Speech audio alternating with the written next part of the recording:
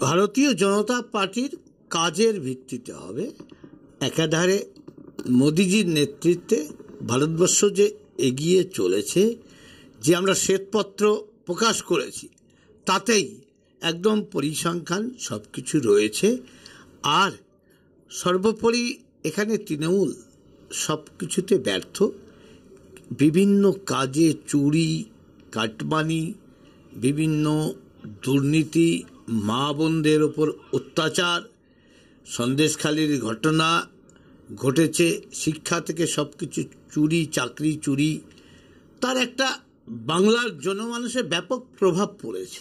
পরিবর্তনের কোনো বিষয় নেই এখানে। নরেন্দ্র দামোদর মোদির যে উন্নয়ন, তাতে জনতা আরও বেশি করে ক্ষমতায় বসাবে শক্তিশালী রূপে।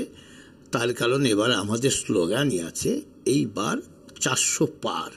এখানে আমাদের প্রশ্ন হচ্ছে আমরা কত ব্যবধানে জিতব, এরই লড়াই হচ্ছে।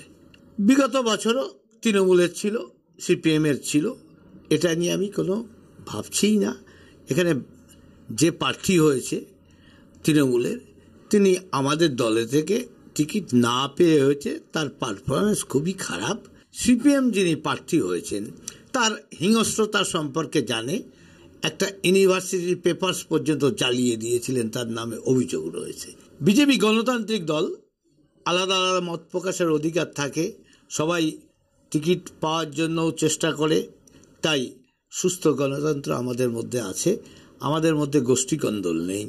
আমরা 2014-তে যে সিট পেয়েছিলাম, মোদিজি কাজ করে উন্নয়ন করে দেখিয়েছেন। আসলে তিনি ভারতবর্ষের রাজনীতি প্রথম দিকে করেননি, শুধু গুজরাটে উন্নয়ন করেছেন। উন্নয়ন নিরিখে, কাজের নিরিখে তাকে প্রধানমন্ত্রী পদ দেওয়া হয়েছিল। জনতা বিশ্বাস করে তাকে সারা ভারতবর্ষে ভোট দিয়েছিল 14 সালে।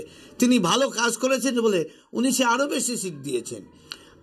এবার আমরা টার্গেট করেছি একা বিজেপি 370 পার। এবারে ভোট হচ্ছে নীতিহীনতার বিরুদ্ধে। গোটা দেশকে রক্ষা করার জন্য, গোটা রাজ্যকে রক্ষা করার জন্য, যারা গোটা দেশ এবং রাজ্যকে দেউলিয়া করে দিচ্ছে, মানুষ বুঝতে পেরেছে, তার বিরুদ্ধে লড়াই হবে এবং সে লড়াই বামেরা জিতবে। অবশ্যই পরিবর্তন এলোমেলো করে দিচ্ছে জনতা। জেতার ব্যাপারে আপনি কতটা আশাবাদী? সম্পূর্ণ আত্মবিশ্বাসী। গোষ্ঠীকন্দল একটা সমস্যা আছে? কোনো গোষ্ঠীকন্দল নেই, তবে হ্যাঁ তৃণমূলে আছে, বিজেপিতে আছে, সেটা আপনি হাওয়াতেই বুঝতে পারবেন। দিল্লির দখলে যারা আছে তারা থাকবে না। তারা যা করেছে গত 10 বছরে কোনো সরকার স্বাধীনতার পরে এরকম ঘটাতে পারেনি। আমরা যে ইস্যুগুলো নিয়ে এগোচ্ছি সেটা হচ্ছে বিগত 5 বছর ধরে বিজেপির বিদায়ী সাংসদ জগন্নাথ সরকার এলাকার মানুষের কোনো উন্নয়নে পাশে থাকেননি। এলাকার মানুষের সুখে দুঃখে, করোনার সময় তাকে পাওয়া যায়নি। মানুষের সাথে তার বিস্তর দূরত্ব। এবং সেই সাথে সাথে অপর দিকে দাঁড়িয়ে মমতা ব্যানার্জির প্রায় 75টা প্রকল্পের সুবিধা আমরা যতই অস্বীকার করি, সমাজের প্রত্যেক ধর্মের, প্রত্যেক বর্ণের মানুষ পেয়ে থাকেন। সেই ইস্যুগুলো এবং আগামী দিনে আমার রানাঘাট প্রিয় নাগরিকবৃন্দের যদি আমরা আশীর্বাদ, স্নেহাশিস, ভালোবাসা পেয়ে থাকি, তাহলে যে বড় বড় সমস্যা যেগুলো বিধায়ক বা আমরা অন্য নির্বাচিত প্রতিনিধি হয়ে করতে পারি না, সেগুলো করার চেষ্টা করব। 100% পরিবর্তন হবে। কারণ কি, রানাঘাট লোকসভার মানুষ, নদিয়ার মানুষ, তারা বৈপ্লবিক পটভূমির মানুষ। এখান থেকেই নদিয়া একটা পরিবর্তনের পটভূমি সবসময়, এবং সবসময় বিপ্লবের পটভূমি। এখানকার মানুষ সুশীল, শিক্ষিত, মার্জিত, তারা কিন্তু ভালো মন্দের বিচার করতে জানেন। আমি 100% আশাবাদী, কারণ মানুষ সঙ্গে আছেন, তাদের ভালোবাসার সঙ্গে আছে। নাম্বারিং দেওয়ার আমি কেউ নই। আমি আমার দলকে প্রতিষ্ঠা করানো এবং জেতানো এবং সেই সাথে সাথে মানুষের সেবা করা, তার জন্য চিন্তাভাবনা করি। বিরোধীদের নিয়ে আমার খুব একটা কোনো মাথা ব্যথা নেই। প্রত্যেকটা দলে গোষ্ঠীকন্দল কম বেশি থাকে। আমাদের দলে যা গোষ্ঠীকন্দল ছিল সেটা মোটামুটি সবাই এক জায়গায়, সমস্ত কিছু ভেদাভেদ ভুলে এক জায়গায় এসে লড়াইয়ের ময়দানে অবতীর্ণ হয়েছে, এবং আগামী দিনে গোষ্ঠীকন্দল থাকবে না এ আশা করা যায়। দেখুন, আমি রানাঘাট লোকসভার বিষয়ে বেশি ইন্টারেস্টেড, দিল্লি অনেক বহু দূরের কথা। এবারে ভোট হচ্ছে নীতিহীনতার বিরুদ্ধে। গোটা দেশকে রক্ষা করার জন্য, গোটা রাজ্যকে রক্ষা করার জন্য, যারা গোটা দেশ এবং রাজ্যকে দেউলিয়া করে দিচ্ছে, মানুষ বুঝতে পেরেছে, তার বিরুদ্ধে লড়াই হবে এবং সে লড়াই বামেরা জিতবে। অবশ্যই পরিবর্তন এলোমেলো করে দিচ্ছে জনতা। জেতার ব্যাপারে আপনি কতটা আশাবাদী? সম্পূর্ণ আত্মবিশ্বাসী। আচ্ছা, গোষ্ঠী কোন্দল একটা সমস্যা আছে। কোনো গোষ্ঠী কোন্দল নেই, তবে হ্যাঁ তৃণমূলে আছে, বিজেপিতে আছে, সেটা আপনি হাওয়াতেই বুঝতে পারবেন। দিল্লির দখলে যারা আছে তারা থাকবে না। তারা যা করেছে গত 10 বছরে কোনো সরকার স্বাধীনতার পরে এরকম ঘটাতে পারেনি। ভারতীয় জনতা পার্টির কাজের ভিত্তিতে হবে। একাধারে মোদিজির নেতৃত্বে ভারতবর্ষ যে এগিয়ে চলেছে, যে আমরা শ্বেতপত্র প্রকাশ করেছি, তাতেই একদম পরিসংখ্যান সব কিছু রয়েছে। আর সর্বোপরি এখানে তৃণমূল সব কিছুতে ব্যর্থ। বিভিন্ন কাজে চুরি, কাটমানি, বিভিন্ন দুর্নীতি, মা বোনদের ওপর অত্যাচার, সন্দেশখালির ঘটনা ঘটেছে, শিক্ষা থেকে সব কিছু চুরি, চাকরি চুরি, তার একটা বাংলার জনমানুষে ব্যাপক প্রভাব পড়েছে। পরিবর্তনের কোনো বিষয় নেই এখানে। নরেন্দ্র দামোদর মোদির যে উন্নয়ন, তাতে জনতা আরও বেশি করে ক্ষমতায় বসাবে শক্তিশালী রূপে। তার কারণ এবার আমাদের স্লোগানই আছে, এইবার 400 পার।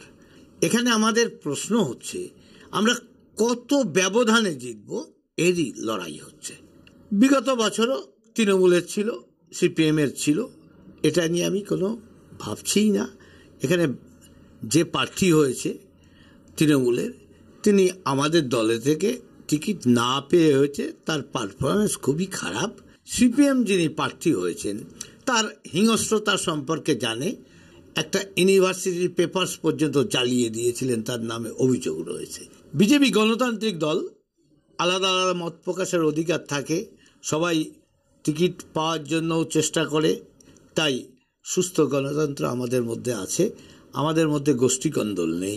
আমরা 2014-তে যে সিট পেয়েছিলাম, মোদিজি কাজ করে উন্নয়ন করে দেখিয়েছেন। আসলে তিনি ভারতবর্ষের রাজনীতি প্রথম দিকে করেননি, শুধু গুজরাটে উন্নয়ন করেছেন। উন্নয়ন নিরিখে, কাজের নিরিখে তাকে প্রধানমন্ত্রী পদ দেওয়া হয়েছিল। জনতা বিশ্বাস করে তাকে সারা ভারতবর্ষে ভোট দিয়েছিল 14 সালে।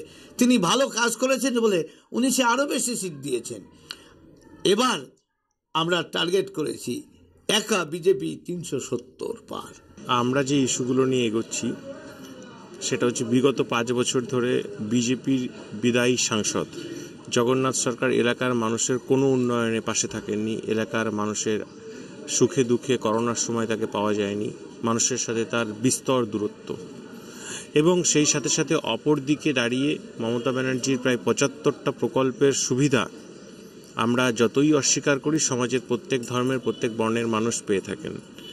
সেই ইস্যুগুলো এবং আগামী দিনে আমার রানাঘাট প্রিয় নাগরিকবৃন্দের যদি আমরা আশীর্বাদ, স্নেহাশিস, ভালোবাসা পেয়ে থাকি, তাহলে যে বড় বড় সমস্যা যেগুলো বিধায়ক বা আমরা অন্য নির্বাচিত প্রতিনিধি হয়ে করতে পারি না, সেগুলো করার চেষ্টা করব।